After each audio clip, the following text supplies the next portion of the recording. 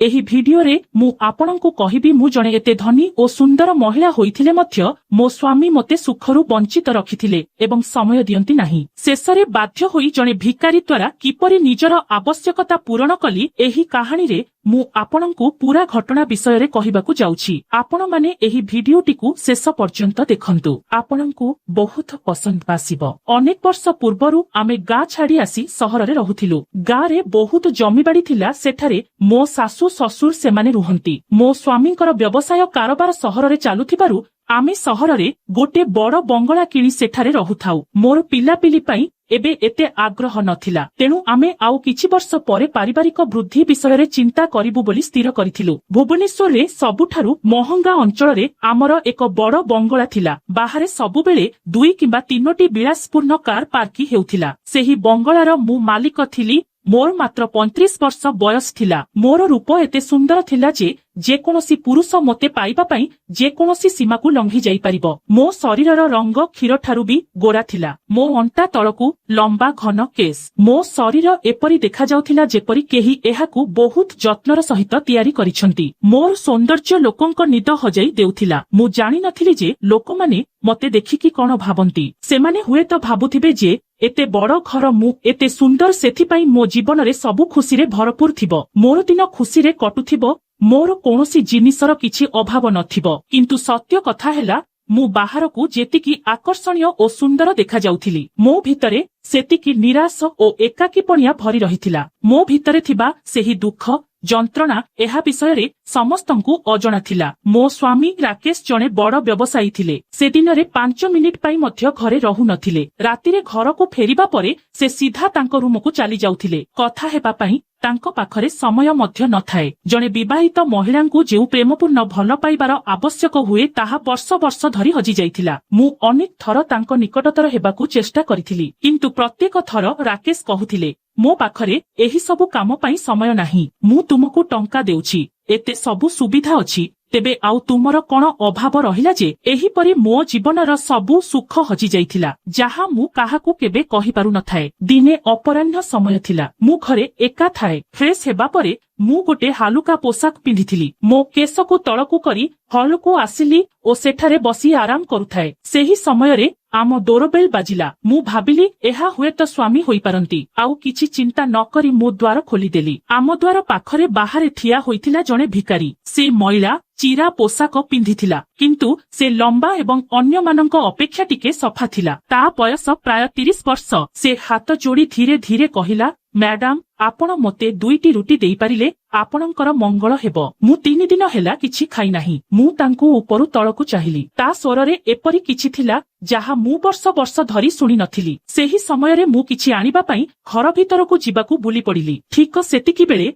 तळ चट्टाण रे हालका पानी थिला। सेथिरे मोर पाद खसीगला एवं मु सीधा भिकारी पाखकू पड़ीगली। भिकारी तुरंत हाथ बढ़ाई ता 2 हाथरे मते धरी नेला। मोर संपूर्ण भार ता उपरे पड़ीगला। तापरे से मते तळु उठाई नेला। मो गोड़ पवन रे झुलुथिला। भिकारी मते सहारा करी धीरे धीरे भूमि रे रखिले। सेतबेले मु जानि पारिथिली जे मोर डाहाण गोड़ मोड़ी होई जाइथिला एवं सेतबेले मते तीव्र जंत्रणा अनुभव हेउथिला। मु जंत्रणा रे चित्कार करुथाए। भिकारी पुणी मते ता हातरे उठेई नेई कोनोसी कथा न कही हॉल रे थिबा सोफा उपरकू नेई गला। एहारी भितरे मते एपरि अनुभव हेउथिला जेपरि बहुत वर्ष परे मु जणे पुरुषंक एते निकटतर होइथिली। से तुरंत तांकर मैला मफलर काढी मो गोड़ चारि पाखरे गुड़ाइबाकू लागिला। से बहुत धीरे मो गोड़ रे मसाज करिबाकू लागिला। तांकर आंगुठी एते नरम थिला जे मते लागिला जेपरि केही जणे प्रोफेशनल एहा करूछंती। तांको हाथ मो गोड़ उपरे थिला। अनेक वर्ष परे मते जणे पुरुषंक हातर अनुभव हेउथिला। मु भाबिबाकू लागिथिली ओ से भिकारी को बहुत ध्यानर सहित देखुथिली। तापरे भिकारी कहिला, मैडम एहा पाद मकची होई जाइछि। एहा बेसी गंभीर नुहे, किंतु आपणंकु किछि विश्राम दरकार। व्यस्त हुअंतु नाही, मु एहाकू एबे ठीक करिदेबी। से मो पाद उपरे तार 2 हातरे चाप पकाउथिला, किंतु मते एते आराम लागुथिला जे मोर 2 आखि बंद होई जाउथाए। वर्ष वर्ष धरी केही मोर एपरि एते जत्न नेई नथिले। मु से भिकारी को सेमिति चाहि रहिथाए। किछि समय परे जंत्रणा धीरे धीरे कमिबाकू लागिला। भिकारी छुइंबा जोगु मो हृदय टिके द्रुत गतिरे धड़कुथिला। तापरे मु कहिली, ତୁମର ନାମ କଣ? ଭିକାରୀ ହସି କହିଲା, ଲୋକେ ମୋତେ ଯାହା ବି ଡାକିବାକୁ ଚାହାନ୍ତି ଡାକନ୍ତି, କିନ୍ତୁ ମୋ ମା ମୋର ନାମ ବବଲୁ ରଖିଥିଲେ। ମୁଁ ପଚାରିଲା, ବବଲୁ ତୁ ଏସବୁ କିପରି ଶିଖିଲୁ? ଏତେ ଭଲ ମସାଜ। ବବଲୁ ଉତ୍ତର ଦେଲା, ମୁଁ ପୂର୍ବରୁ ଜଣେ ଅସ୍ଥି ଚିକିତ୍ସକଙ୍କ ପାଖରେ କାମ କରୁଥିଲି। ସେଇଠୁ ମୁଁ ମସାଜ ଓ ଶରୀରର ଛୋଟମୋଟ ଜଖମ ଠିକ କରିବା ଶିଖିଥିଲି। ତାପରେ ପରିସ୍ଥିତି ଏପରି ମୋଡ ନେଇଥିଲା ଯାହା ପାଇଁ ମୁଁ ରାସ୍ତାରେ ଆସିବା ପାଇଁ ବାଧ୍ୟ ହୋଇଯାଇଥିଲି। ଏହା ସବୁ ଶୁଣି ସାରିବା ପରେ ମୁଁ ତାକୁ ଭଲ ଭାବରେ ଚାହିଁଲି। ତା ଆଖିରେ ଲୋଭର ଚମକ ନଥିଲା। ସାଧାରଣ ଭିକାରୀଙ୍କ ଆଖିରେ ଯେପରି ଲୋଭ ଓ କିଛି ପାଇବାର ଇଚ୍ଛା ଲୋଭ ଥାଏ, ସେସବୁ କିଛି ଦେଖାଯାଉଥିଲା। ସେ କେବଳ ଶାନ୍ତ ଥିଲା। ମୁଁ କହିଲି, ତୁମେ ରୁଟି ମାଗିବାକୁ ଆସିଛ? ନା, ମୋ ସହିତ ରୋଷେଇ ଘରକୁ ଆସ। ବବଲୁ ମୋ ପଛେ ପଛେ ରୋଷେଇ ଘର ଆଗକୁ ଆସିବାକୁ ଲାଗିଲା। ରୋଷେଇ ଘରେ ପହଞ୍ଚି ମୁଁ ଫ୍ରିଜ ଖୋଲି କିଛି ଖାଦ୍ୟ ବାହାର କଲି। ବବଲୁ ବହୁତ ଯତ୍ନର ସହିତ ସେହି ଖାଦ୍ୟକୁ ଖାଇବାକୁ ଲାଗିଲା। ମୁଁ ତା ସାମ୍ନାରେ ବସି ତାକୁ ଦେଖୁଥାଏ। ମୁଁ ନିଜେ ଏତେ ସୁନ୍ଦର ଥିଲି ଯେ ଯେକୌଣସି ପୁରୁଷ ମୋ ପ୍ରେମରେ ପଡିଯିବ, କିନ୍ତୁ ଆଜି ମୁଁ ନିଜେ କାହାକୁ ଏତେ ଧ୍ୟାନ ଦେଇ ଦେଖୁଥିଲି ଯେପରି ମୋର ସମସ୍ତ ଆବଶ୍ୟକତାକୁ ଏହି ଭିକାରୀ ପୂରା କରିପାରିବ। ମୋ ସ୍ୱାମୀ ମୋତେ ଯଥେଷ୍ଟ ସମୟ ଦେଇପାରି ନଥିଲେ, ହୁଏତ ସେଥିପାଇଁ ମୋର ତା ପ୍ରତି ଏହିପରି ଆକର୍ଷଣ ଅନୁଭବ ହେଉଥିଲା। ଯଦି ସେ ମୋତେ ଏହା ଦେଇପାରିଥାନ୍ତେ, ତେବେ ମୁଁ ଆଜି ଅନ୍ୟ କୌଣସି ପୁରୁଷଙ୍କୁ ଏତେ ଧ୍ୟାନ ଦେଇ ଚାହିଁ ନଥାନ୍ତି। ତାପରେ ମୁଁ ଭାବିଲି, ମୁଁ ତାକୁ ମୋ ଘରେ ରଖିନେବି ଏବଂ ମୋର ସମସ୍ତ କାମ ତା ଦ୍ୱାରା କରାଇ ନେଇପାରିବି ଏବଂ ତାର ମଧ୍ୟ ଏଥିରୁ ଖାଇବା ପିଇବାର ବ୍ୟବସ୍ଥା ହେଇଯିବ। ରାତ୍ରି ଭୋଜନ ପରେ ବବଲୁ ହାତ ଯୋଡ଼ି ମୋତେ ଧନ୍ୟବାଦ ଦେଇ ଚାଲିଯିବାକୁ ପ୍ରସ୍ତୁତ ହେଲା। ମୁଁ ତାକୁ କହିଲି, ରହିଯା, ଆଜିଠାରୁ ତୁ ଏଠାରେ ରହିବୁ। ତୁ ମୋ ପାଇଁ କାମ କରିବୁ। ତୋର ରହିବା, ଖାଦ୍ୟ ଖାଇବା ସାଙ୍ଗକୁ ତୋତେ ଦରମା ମଧ୍ୟ ଦିଆଯିବ।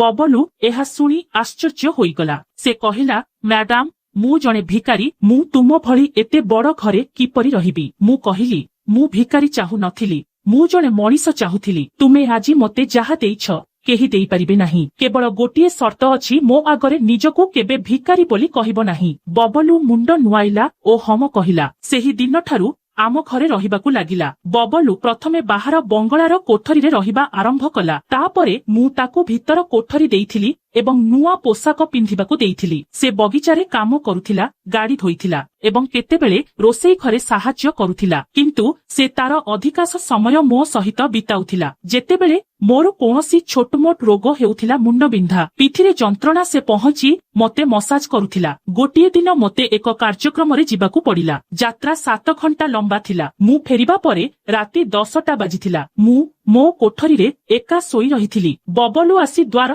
ଠକ କଲା। ବବଲୁ କହିଲା, ମ୍ୟାଡାମ, ଆପଣ ଆଜି ସାରା ଦିନ ଗାଡ଼ି ଚଲାଇଛନ୍ତି, ଆପଣଙ୍କ ଗୋଡ଼ରେ କୌଣସି ଯନ୍ତ୍ରଣା ହେଉନାହିଁ କି? ମୁଁ କହିଲି, ହଁ, ଭିତରକୁ ଆସ। ସେ ଭିତରକୁ ଆସିଲା। ମୁଁ ଶୋଇ ରହିଥାଏ। ବବଲୁ ମୋ ଗୋଡ଼ ମାଲିସ କରିବାକୁ ଲାଗିଲା। କେତେବେଳେ ମୋ ଆଣ୍ଠୁ ପର୍ଯ୍ୟନ୍ତ ମାଲିସ କରିଦେଉଥାଏ। ମୋ ନିଶ୍ୱାସ ଦ୍ରୁତ ହେଇଯାଉଥାଏ, କିନ୍ତୁ ମୁଁ କିଛି କହିପାରୁ ନଥାଏ। ମୁଁ କେବଳ ଆଖି ବନ୍ଦ କରିନେଉଥାଏ। ବବଲୁ ଚୁପ୍ ରହିଥିଲା। ମୁଁ କହିଲି, ବାବଲୁ, ତୁମର ହାତ ଯାଦୁ ପରି କାମ କରୁଛି। ବବଲୁ କହିଲା, ମ୍ୟାଡାମ, ଠିକ ଅଛି, ତୁମେ ମୋତେ ନ କହିବା ପର୍ଯ୍ୟନ୍ତ ମୁଁ ମସାଜ କରିଚାଲିବି। ତାପରେ 2 ଘଣ୍ଟା ମାଲିସ ପରେ ମୋତେ ନିଦ ଆସିଯାଇଥିଲା। ବବଲୁ ମୋତେ ସେଦିନ ସେମିତି ଦେଖୁଥିଲା। ସେ ଭାବୁଥିଲା ବୋଧେ ମ୍ୟାଡାମ କେତେ ସୁନ୍ଦର ଏବଂ ମୋ ସ୍ୱାମୀ କେତେ ଭାଗ୍ୟବାନ। ତାପରେ ସେ ତା କୋଠରୀକୁ ଚାଲିଗଲା। ଧୀରେ ଧୀରେ ଆମ ମଧ୍ୟରେ କଥାବାର୍ତ୍ତା ବଢିଲା। ମୁଁ ମୋ ମନର ଭାବନା ବାଣ୍ଟିବାକୁ ଲାଗିଲି। ମୁଁ କହିଲି, ବାବଲୁ, ତୁମେ ଜାଣ, ମୋର ସବୁ କିଛି ଅଛି, କିନ୍ତୁ ରାକେଶ ପାଇଁ ମୋର ଶାନ୍ତି ନାହିଁ, ଯେପରି ମୋର ଅସ୍ତିତ୍ୱ ନାହିଁ। ବାବଲୁ ନୀରବରେ ଶୁଣୁଥିଲା। ତାପରେ ଧୀରେ କହିଲା, ମ୍ୟାଡାମ, ଯାହାର ଶାନ୍ତି ନାହିଁ ତାହାର କିଛି ନାହିଁ। ତୁମେ ବହୁତ ଭଲ, ତୁମର ବହୁତ ବଡ଼ ହୃଦୟ ଅଛି। ଏହା ଶୁଣି ମୋ ଆଖିରେ ଲୁହ ଝରି ପଡ଼ିଲା। ଦିନ ଏହିପରି ବିତି ଚାଲିଥିଲା।